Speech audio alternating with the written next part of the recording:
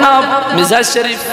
ہاں ٹھیک ہے، اب صحت وحت کا تو خدا ہی حافظ ہے، نہ معلوم کس گلی میں زندگی کی شام ہو جائے، پیوند لگا کر چل رہے ہیں۔ اور بتلائیے آپ کا کیا حال ہے؟ اللہ کا شکر ہے، آپ بزرگوں کی دعائیں ہیں۔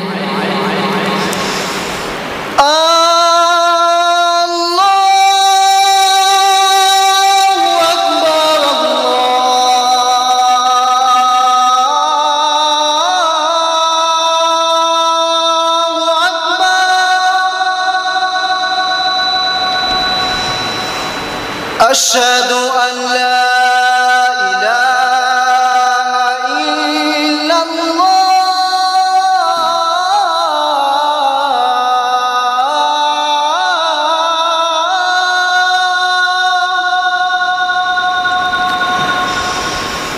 أشهد أن محمدا رسول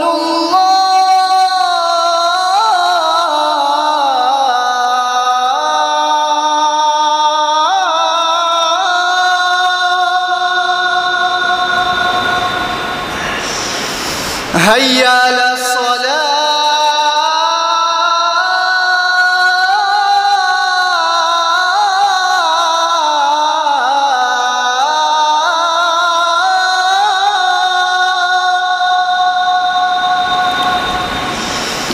حي على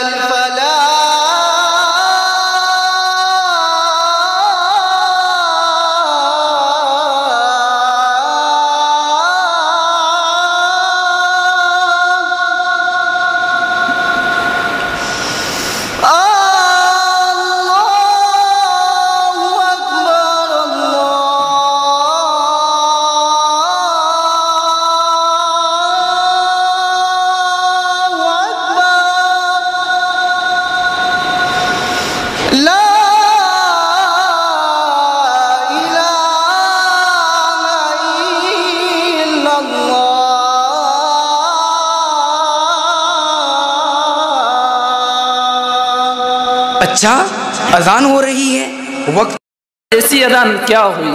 ہونا نہ ہونا دونوں برابر ہے، نہ معلوم ان لوگوں نے یہ گویوں کی طرح کھینچا تانی کہاں سے ایجاد کر رکھی ہے۔ میرا تو ایسی اذانیں سن کر جی گھبرانے لگتا ہے۔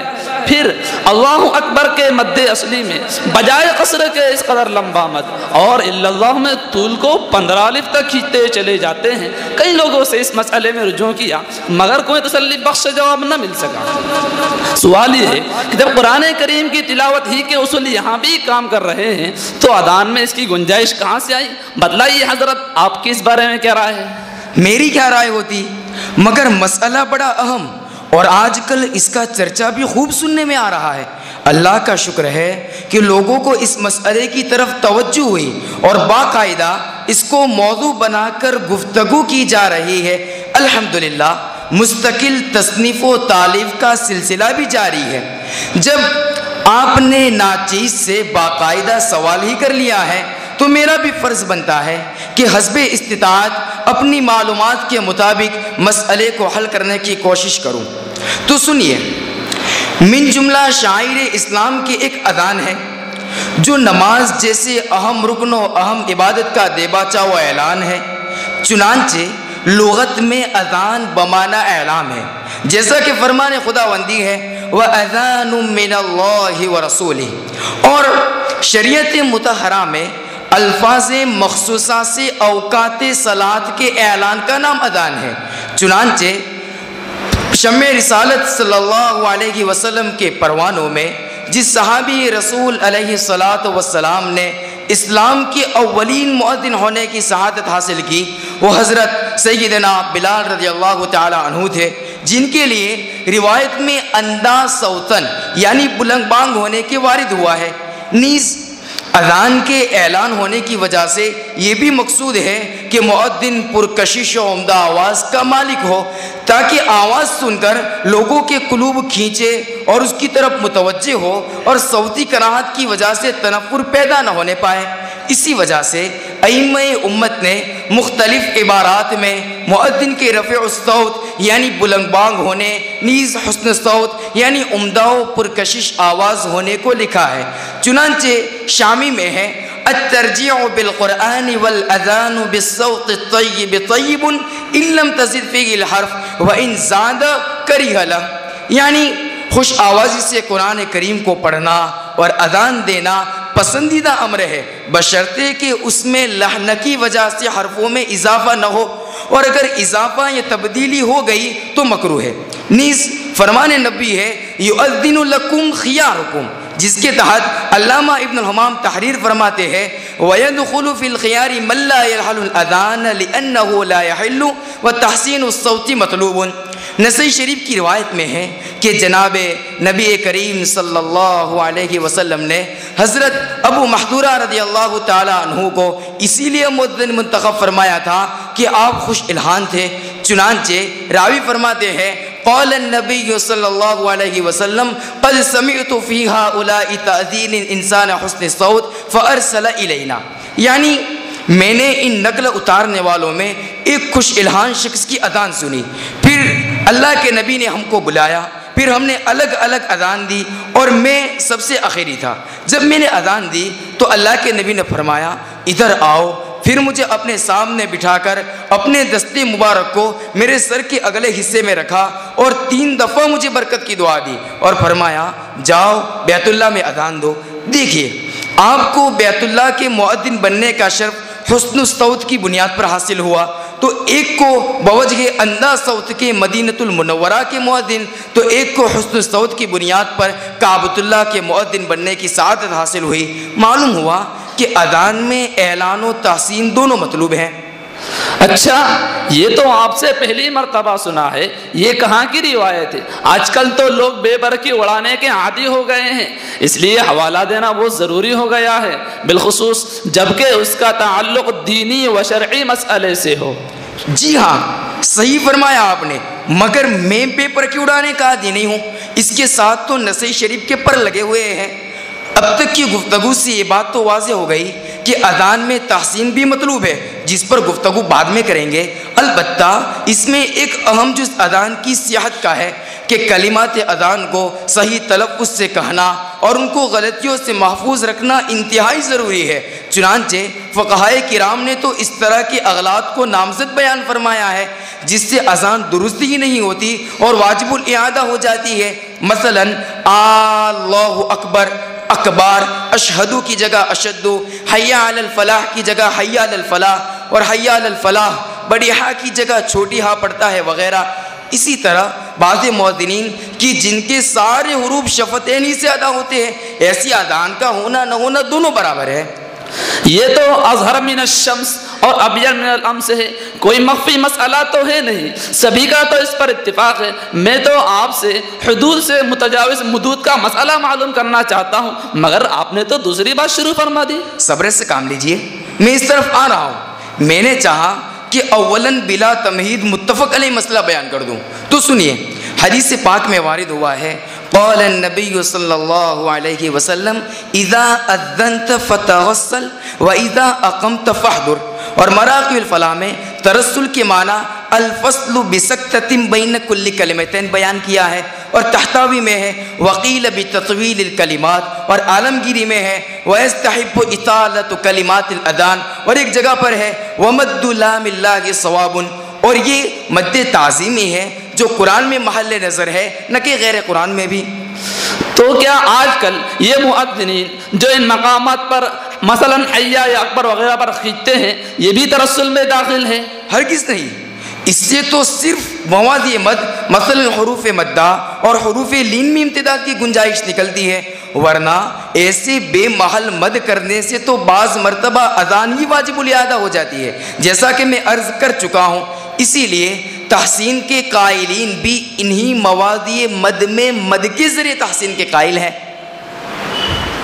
خیر، آپ کی بات سمجھ میں آ رہی ہے، مگر جو لوگ لفظ اللہ الہ وغیرہ مقامات پر وصلاً کھینچتے چلے جاتے ہیں، وہ تو اچھا ہے کہ سانس ختم ہو جاتی ہے، ورنہ یہ کہاں تک لے جاتے تو یہ گنجائش کہاں سے نکل آئی؟ جبکہ مد اصلی کی مقدار کے الف واحد ہونے میں اور رائے عشرہ میں سے کسی کا اختلاف نہیں ہے، بلکہ سبھی الف واحد پر متفق ہیں۔ نیز یوں بھی ایک الف سے زائد مد حمزہ یا سکون کے سبب ہوتا ہے، اور یہاں حرف مد کے بعد نہ حمزہ ہے نہ سکون، تو یہ گنجائش کہاں سے آئی؟ جی ہاں، اچھا سوال کیا آپ نے۔ یہی وہ مرکزی نقطہ ہے جو موضوع اختلاف بنا ہوا ہے، اس کو غور سے سنیے۔ دیکھیے، تجوید کا موضوع صاحب خلاصہ و دیگر مصنفین نے الحروف الہجائیۃ القرآنیہ کو بیان فرمایا ہے۔ گو صاحب نہایہ فرماتے ہیں وَأَمَّا مَوْضُوعُهُ فَالْقُرْآنُ وَقَالَ بَعْضُهُمْ وَالْحَدِيث۔ اس سے معلوم ہوا کہ تجوید کا اصل موضوع تو قرآن مجید ہی ہے۔ بعض حضرات نے حدیث شریف کو بھی موضوع قرار دیا ہے، اور کلمات اذان بھی حدیث شریف ہی ہے، مگر حدیث شریف بھی مخارج و صفات کی حد تک موضوع ہے، ورنہ سارے قواعد تجوید مثلا صفات لازمہ، صفات عارضہ، مد اور گناہ وغیرہ کی رعایت احادیث کے پڑھنے میں کسی کے یہاں نہیں ہے۔ آپ ہی بتلائیے، آپ حدیث پڑھتے ہوئے ان قواعد کی رعایت کرتے ہیں یا کسی کو سنا ہے؟ نہیں تو اب آپ ہی بتلائیے نا، جب نہ آپ خود ان قواعد کی رعایت کرتے ہیں نہ کسی کو سنا ہے، تو اب کلمات اذان میں من جملہ قواعد کی رعایت پر اصرار کیوں؟ معلوم ہوا کہ قواعد تجوید کی مکمل پابندی قرآن مجید میں ضروری ہے، نہ کہ غیر قرآن میں بھی۔ جب یہ بات سمجھ میں آ گئی تو آگے سنیے۔ اہل عرب کے یہاں موقع دعا اور استغاثہ میں مدود ثابت ہے، اور اس کو مد کا سبب معنوی قرار دیا ہے۔ چنانچہ صاحب النشر علامہ جزری علیہ الرحمہ تحریر فرماتے ہیں وَأَمَّا السَّبَبُ الْمَعْنَوِيُّ فَهُوَ قَصْدُ الْمُبَالَغَةُ فِي النَّفْيِ وَهُوَ سَبَبٌ قَوِيٌّ عِنْدَ الْعَرَبِ۔ اور آگے چل کر ابن مہران سے نقل فرماتے ہیں وَهَذَا مَذْهَبٌ مَعْرُوفٌ عِنْدَ الْعَرَبِ لِأَنَّهَا تَمُدُّ عِنْدَ الدُّعَاءِ وَعِنْدَ الْإِسْتِغَاثَةِ وَعِنْدَ الْمُبَالَغَةِ فِي نَفْيِ شَيْءٍ، حتیٰ کہ یہاں تک لکھا ہے وَيَمُدُّونَ مَا لَا أَصْلَ لَهُ بِغَادِهِ إِلَّا، بس جس مد کی ایک اصل بھی ہو اور معقول وجہ بھی موجود ہو، اس میں تو بطریق اولا مد کرنا چاہیے۔ حتیٰ کہ مؤلف موصوف علامہ جزری علیہ الرحمہ نے تو بہت سارے ائمہ قرات سے قرآن مجید میں بھی سبب معنوی کے ان مواقع میں مد نقل فرمایا ہے، اور اس پر اپنا عمل بھی تحریر فرمایا ہے، جس کی تفصیل وہاں دیکھی جا سکتی ہے۔ یہی نہیں بلکہ ہمارے ماضی قریب کے ائمہ قرات سے قاری عبد الرحمن علیہ الرحمہ جو باب قرات میں سلسلے پانی پتیا کی سند ہیں، آپ کی بھی یہی رائے ہے۔ آپ فرماتے ہیں چہرم مد تعظیم، چنانچہ باز در اسم اللہ ورحمن مدمی کشن۔ معلوم ہوا کہ مد کے دو سبب ہے، ایک سبب لفظی اور دوم سبب معنوی۔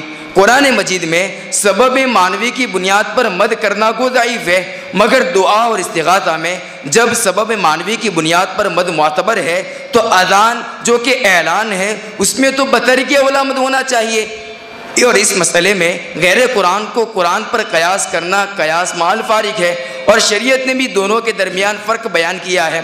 سنیے، استعاذہ نماز میں سرن پڑھا جاتا ہے، اور بسملہ و آمین بھی آپ کے یہاں سرن ہی ہے، اور سر یعنی کہ راز اس میں یہی ہے کہ غیر قرآن سے ہے، تو معلوم ہوا کہ دونوں کا حکم الگ الگ ہے۔ تو اب تک کی گفتگو سے اتنی بات تو واضح ہو گئی کہ قرآن اور اذان دونوں کا حکم ایک نہیں ہو سکتا۔ نیز یہ بھی معلوم ہوا کہ غیر قرآن میں مد کے لیے سبب معنوی بھی معتبر ہے، اور اذان چونکہ اعلان ہے اور یہ بھی مد کا ایک سبب معنوی ہے۔ کیا میں ٹھیک کہہ رہا ہوں؟ میری باتیں آپ کو سمجھ میں تو آ رہی ہے؟ بالکل ٹھیک ہے، اور میں آپ کی باتیں غور سے سن رہا ہوں۔ تو دیکھیے، علامہ نووی الاذکار میں تکبیرات انتقالیہ کے متعلق تحریر فرماتے ہیں المختار ان تکبیرۃ الاحرام لا تمد ولا تمطط بل يقولها مدرجة مسرعة وقيل تمد والصواب الاول، واما باقی التکبیرات فالمذهب الصحيح المختار استحباب مدها الى ان يصل الى الركن الذي بعدها، اور یہی چیز یعنی انتقال من رکن الی رکن کا ذکر سے پر ہونا فقہا کے یہاں مستحب ہے۔ معلوم ہوا کہ رکن کا ذکر سے پر ہونا بھی اسباب معنویہ میں سے ایک سبب ہے، اور اسی کی بنیاد پر تو یہاں لفظ اللہ کے الف میں ایک الف سے زائد مد کیا جا رہا ہے۔ بھائی آپ نے تو عجیب راز کا انکشاف فرمایا، آج اس مسئلے سے قدر تشفی ہوئی، مگر آخر چلتے چلتے ایک سوال کروں گا۔ ضرور فرمائیے۔ اذان کے وہ کلمات جہاں سبب لفظی موجود ہونے کی وجہ سے مثلا الا اللہ، رسول اللہ، حی علی الفلاح وغیرہ میں طول کی گنجائش تو ہے، مگر آج کل یہ مؤذنین جو ان مقامات پر بے تحاشا مد کرتے چلے جاتے ہیں، تو اس کی حقیقت کیا ہے؟ اس کی بھی کوئی حد و مقدار ہے یا نہیں؟ یہ بھی اچھا سوال کیا آپ نے. حقیقت اس کی یہ ہے کہ عام متن مواقع طول میں زیادہ سے زیادہ 5 الف کی گنجائش ہے. ملا علی قاری علیہ الرحمہ نے مقدار طول پر بحث کرتے ہوئے امام مدلی سے ایک قول 6 الف کا بھی نقل فرمایا ہے، مگر اس کو ضعیف قرار دیا ہے. بہرحال اس سے ایک قول گو ضعیف ہی صحیح 6 الف کا بھی ملتا ہے، اور یہ قرات قرآن کے باب میں ہے، جس کی نظیر قرآن میں قرات حمزہ سے ملتی ہے کہ وہ مد متصل اور مد منفصل میں 5 الف کی مقدار طول کے بعد سکتہ بھی کرتے ہیں، اور سکتہ کم از کم 2 الف ہی ہوتا ہے، اور دونوں کے مجموعے سے 7 الف کی مقدار نکل سکتی ہے، مگر اصل اس میں بھی 5 الف ہی ہے، اور 6 اور 7 الف کا قول قرات قرآن میں ضعیف ہے. البتہ اذان میں چونکہ سبب لفظی کے علاوہ سبب معنوی بھی موجود ہے، لہذا اس میں زیادہ سے زیادہ 7 الف تک کی گنجائش نکل سکتی ہے. بلکہ صاحب فتح الملک المتعال نے تو سبب معنوی کے تحت اللہ اکبر کے الف میں بھی 14 حرکات یعنی 7 الف کے مد کو جائز قرار دیا ہے، مگر یہ غیر مشہور قول ہے. آپ تحریر فرماتے ہیں وَلِأَجْلِهِ أَجَازَ الْفُقَهَاءُ مَدَّ أَلِفِ الْجَلَالَةِ 14 حرکتاً فی اللہ اکبر، جس سے قدر مشترک معلوم ہوا کہ سبب معنوی کے تحت مد 7 الف تک ہو سکتا ہے. البتہ جو